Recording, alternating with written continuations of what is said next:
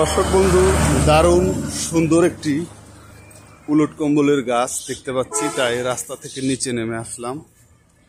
এই গাছটি রয়েছে সিরাজগঞ্জ রোডের সিল্ক সিটি হোটেলের উত্তর পাশে যে রাস্তা, ঠিক তার নিচে একটি কচুর ক্ষেত রয়েছে। সেই ক্ষেতের দক্ষিণ পশ্চিম কর্নারে এখানে দেখুন কত সুন্দর ডালে ডালে সারিতে সারিতে ফল ধরেছে। একটু ফল দেখাই।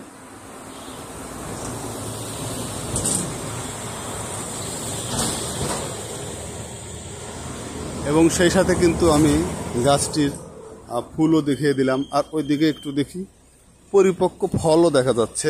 এই যে পেকে কালো কালো হয়ে গেছে।